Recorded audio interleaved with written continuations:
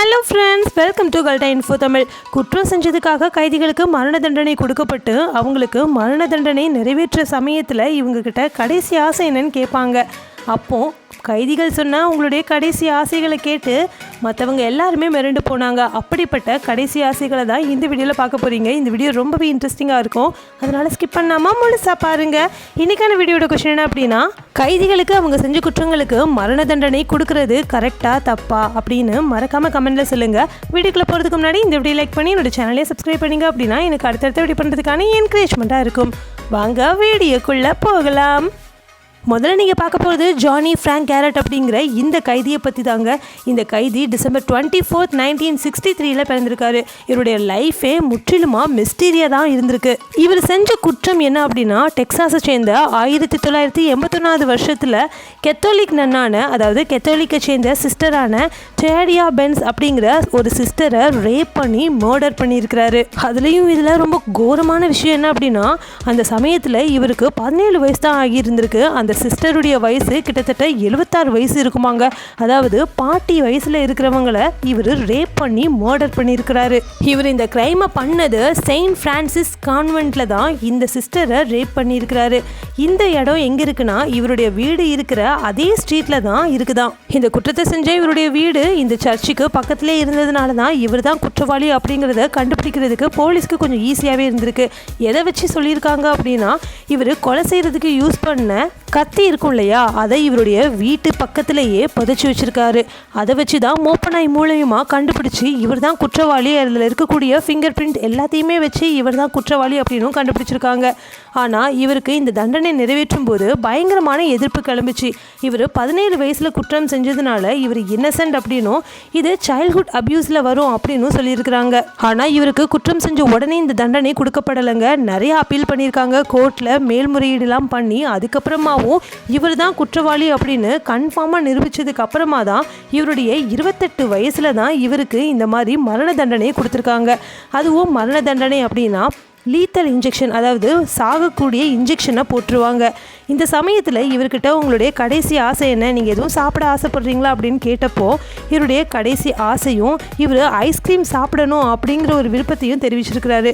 எப்போவுமே நம்ம சாக போகிறோம்னு தெரிஞ்சதுக்கப்புறமா அவங்களுக்கு கொஞ்சம் ஒரு குற்ற உணர்ச்சி வரும். அதே மாதிரி தான் இவருக்கும் வந்திருக்கு. என்னை ரொம்பவே நல்லபடியாக பார்த்துக்கிட்ட, என்னை நல்லபடியாக லவ் பண்ண என்னுடைய ஃபேமிலிக்கு நான் தேங்க்ஸ் சொல்லிக்கிறேன் அப்படின்னு இவர் கடைசியாக உருக்கமாக சொல்லியிருக்கிறாரு. இவருடைய ஸ்டோரி டாக்குமெண்ட்ரியும் ஆகப்பட்டிருக்கு. அதே மாதிரி நிறைய ஃபிலிமும் ப்ரொடியூஸ் பண்ணியிருக்காங்க. அடுத்ததான் நீங்கள் பார்க்க போகிறது ஜெஃப்ரி டேவிட் மேத்யூஸ் அப்படிங்கிற இந்த கைதியை பற்றி தான். இவர் September 28, 1972 பிறக்கிறாரு. அதுக்கப்புறம் இவர் ஒரு முக்கியமான மர்டரில் இன்வால்வ் ஆகுறாரு. இந்த மர்டரை இவர் Jan 27, 1994 செஞ்சுருக்கிறாரு. அதாவது இவருடைய சொந்த அங்கிளையே இவர் கொலை பண்ணியிருக்கிறாரு. அதுவும் எப்படி அப்படின்னா, அந்த அங்கிளுடைய தலையில் 45 கேலிபர் பிஸ்டலை யூஸ் பண்ணி இந்த மாதிரி ஷூட் பண்ணி கொலை பண்ணியிருக்கிறாரு.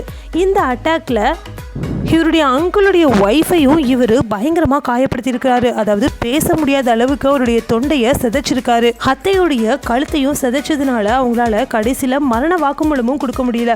உயிருக்கு போராடி ஹாஸ்பிட்டல்லையே உயிரையும் விட்டுருக்காங்க. இந்த கொலையை செஞ்சதுக்கான முக்கியமான காரணமே அவருடைய அங்கிள் கிட்ட இருந்த காசுக்காக தான். கொலை செஞ்சுட்டு அவருடைய அங்கிள் கிட்ட இருந்த காசுகளையும் நிறைய ஃபயர் ஆர்ம்ஸையும் வீட்டில் இருந்து திருடிட்டு போயிருக்கிறாரு. இவர் மர்டர் செய்யறதுக்கு யூஸ் பண்ண வெப்பன்ஸை வச்சு தான் இவர் தான் குற்றவாளி அப்படின்னு கண்டுபிடிச்சிருக்கிறாங்க. அதில் இருக்கக்கூடிய கைரேகையும் இவருடைய கைரேகையாக தான் இருந்திருக்கு. இவருக்கு Jan 11, 2011 பரோலே இல்லாத ஒரு ஜெயில் தண்டனையை கொடுத்து இவருக்கு லீத்தல் இன்ஜெக்ஷன் போடணும் அப்படின்னு சொல்லியிருக்கிறாங்க. ஓக்லஹாமா ஸ்டேட்டில் இவருடைய 38 வயசில் இவருக்கு இந்த மாதிரி லீத்தல் இன்ஜெக்ஷன் போட்டு மரண தண்டனை நிறைவேற்றப்பட்டிருக்கு. அந்த சமயத்தில் இவருடைய கடைசி வார்த்தைகள் என்னவா இருந்தது தெரியுமா? இவருடைய ஃபேமிலிக்கு இவர் தேங்க்ஸ் சொல்லியிருக்காரு. அவரை சப்போர்ட் பண்ணதுக்காகவும், அவரை வளர்த்ததுக்காகவும், அவர் மேலே அன்பு செலுத்தினதுக்காகவும் அவருடைய ஃபேமிலிக்கு நன்றி சொல்லியிருக்காரு. அதே சமயத்தில் அந்த நாட்டுடைய கவர்னரையும் ஒரு சில ஜோக்ஸ் சொல்லி கொஞ்சம் விமர்சிச்சிருக்காரு. கொலை செஞ்சுட்டு கடைசி நேரத்தில் அவருடைய ஹியூமர் சென்ஸும் கிராட்டிடியூடையும் அவர் காமிச்சிருக்கிறாரு. சாக போகிறோம் அப்படிங்கிறத நினச்சி அவர் கொஞ்சம் கூட வருத்தப்படலை. நம்ம செஞ்ச பாவத்துக்காக தான் இந்த தண்டனை நமக்கு கிடச்சிருக்கு அப்படிங்கிறத அவர் புரிஞ்சுக்கிட்டாரு. கடைசி நேரத்தில் மனசு மாறி இருக்காரு. ஆனாலும் அவருக்கு இந்த லீத்தல் இன்ஜெக்ஷனை போட்டு அவரை கொன்னுட்டாங்க. மரண தண்டனையை நிறைவேற்றிட்டாங்க. அடுத்ததான் நீங்கள் பார்க்க போகிறது தம்ப்நெயிலில் பார்த்த இந்த ஒரு பிக்சர் தாங்க. இதில் லெஃப்ட் சைடில் இருக்கிற இவரை பாருங்களேன். இவர் அவருடைய கடைசி ஆசையாக எனக்கு பிரெயின் வேணும் அப்படின்னு கேட்டிருக்கிறாரு. அதாவது அவர் சாப்பிட்றதுக்கு பிரெயின் வேணும் அப்படின்னு கேட்டிருக்கிறாரு. அதாவது மனுஷனுடைய மூளை எனக்கு அப்படியே வேணும் அப்படின்னு கேட்டிருக்கிறாரு. இவர் ஏற்கனவே மனுஷங்களுடைய கைகளையும் கால்களையும் சாப்பிட்ட குற்றத்துக்காக தான் இந்த மாதிரி இவரை பிடிச்சிட்டு வந்து ஜெயிலில் போட்டிருக்காங்க. இவருக்கு மரண தண்டனை நிறைவேற்றணும் அப்படிங்கிற தீர்ப்புமே ஆகிருச்சு. அதே மாதிரி இன்னொருத்தரும் இருந்திருக்கிறாரு. அவருடைய ஆசை என்ன அப்படின்னா, நான் இறந்ததுக்கப்புறம் என்னுடைய மூளையை இவருக்கு சாப்பிட கொடுக்கணும் அப்படின்னும் அவருடைய ஆசையாக இருந்திருக்கு. இவருடைய மூளையை இன்னொருத்தருக்கு சாப்பிட கொடுக்கணும் அப்படின்னு இவர் சொன்னதுக்கான ரீசன் என்ன அப்படின்னா, இறந்ததுக்கு பின்னாடியும் அவர் திங்க் பண்ணுற விஷயங்கள் இன்னொருத்தர் மூலியமாக அப்படியே இருக்கும் அப்படின்னு அவர் நம்பியிருக்காரு. அதே மாதிரி 2வது நபருக்கு மரண தண்டனை கொடுக்கப்பட்டிருக்கு. அதாவது லீத்தல் இன்ஜெக்ஷன் போடப்பட்டு அவருடைய மூளையை எடுத்து இவருக்கு, அதாவது மூளையை சாப்பிடணும் அப்படின்னு கடைசி ஆசையோடு இருந்தார் இல்லையா, அவருக்கு கொடுக்கப்பட்டிருக்கு. ஸோ மனுஷனுடைய மூளையை சாப்பிடணும் அப்படிங்கிறது தான் என்னுடைய கடைசி ஆசைன்னு சொன்னவருக்கும் இவருடைய மூளையை கொடுத்து அதை நிறைவேற்றியிருக்காங்க. நார்மலாக இருந்திருந்தாங்க அப்படின்னா இந்த மாதிரி ஒரு விஷயம் ரொம்ப ரொம்ப பயங்கரமான விஷயமா இருந்திருக்கும், பண்ணியிருக்கவே மாட்டாங்க. ஏற்கனவே ஒருத்தர் செத்து போயிட்டாரு, அவருடைய மூளையை தான் இவருக்கும் கொடுத்துருக்குறாங்க.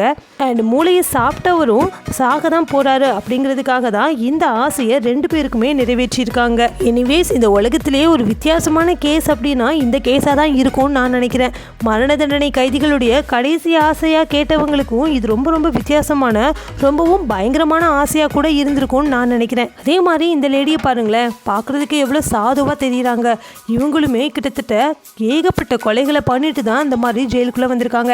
ஆக்சுவலாக இவங்க ஒரு ப்ராஸ்டிடியூட்டில் வேலை செய்கிற ஒரு ப்ராஸ்டிடியூட் உமனாக இருந்திருக்காங்க. அந்த சமயத்தில் இவங்க கிட்ட கொடூரமாக நடந்துக்கிட்டு இருப்பாங்க தெரியுமா. அவங்கள எல்லாரையும் பார்த்து இவங்க அவங்களோட உறவை வச்சுக்கொண்டு அதுக்கப்புறமா தான் அவங்கள ரொம்பவும் பயங்கரமான முறையில் கொலை பண்ணியிருக்காங்க. கோர்ட்டில் இவங்க சொன்ன விஷயம் என்ன தெரியுமா, நான் ப்ராஸ்டிடியூட் உமன் தான், ஆனால் என்கிட்ட ரொம்பவும் தகாத முறையில் இவங்க எல்லாருமே நடந்துக்கிட்டாங்க. அதை என்னால் பொறுத்துக்கவே முடியல. அதனால தான் இவங்களை எல்லாரையுமே நான் சீரியல் கில்லர் மாதிரி கொலை பண்ணியிருக்கேன் அப்படின்னு சொல்லியிருக்காங்க. இப்போ உங்கள் எல்லாருக்கும் பிடிச்ச செக்ஷன் வந்தாச்சு. அதாங்க உங்கள் கமெண்ட்ஸ்லாம் ரிப்ளை பண்ண போகிறோம். வாங்க நம்ம சப்ஸ்கிரைபர்ஸ் என்ன கமெண்ட்ஸ் பண்ணியிருக்காங்கன்னு பார்க்கலாம். நான் லாஸ்ட் வீடியோவில் சைக்கிள், பைக், கார் இந்த 3ல் எதை நீங்கள் நல்லா டிரைவ் பண்ணுவீங்க அப்படின்னு கேட்டிருந்தேன். அதுக்கு ஹரியாதிரி என்ன சொல்லியிருக்காங்கன்னா, அவங்க கார், பைக், சைக்கிள் இந்த 3மே நல்லா டிரைவ் பண்ணுவாங்களாம். நான் என்ன வெஹிக்கல் நல்லா டிரைவ் பண்ணுவேன் அப்படின்னு கேட்டிருக்காங்க. எனக்கு பைக்கும் சைக்கிளும் தான் ஓட்ட தெரியும். அண்ட் அவங்களுடைய கமெண்ட்டை நான் லாஸ்ட் வீடியோலேயே போடுறேன்னு சொல்லியிருந்தேன், ஆனால் போட முடியலை, சாரிம்மா. ஒரு வீடியோவில் ஒரு கமெண்ட் தான் என்னால் போட முடியுது, ஏன்னா டியூரேஷன் அதிகமாகிடுறதுனால. இதே மாதிரி உங்களுடைய கமெண்ட்டும் என்னோட வீடியோவில் இடம்பெறணும்னு நினச்சிங்கன்னா ஒவ்வொரு வீடியோலையும் நான் கேட்குற கேள்விக்கு நீங்கள் மறக்காமல் கமெண்ட்டில் போய்ட்டு பதில் சொல்லணும். எந்த பதில் எனக்கு ரொம்ப பிடிச்சிருக்குதோ அந்த பதில் எடுத்து நான் என்னோட வீடியோவில் சொல்லுவேன். இந்த வீடியோ ரொம்ப பிடிச்சிருந்தது அப்படின்னா இந்த வீடியோ லைக் பண்ணி உங்கள் ஃப்ரெண்ட்ஸ் அண்ட் ஃபேமிலிக்கும் ஷேர் பண்ணுங்கள். Thank you friends.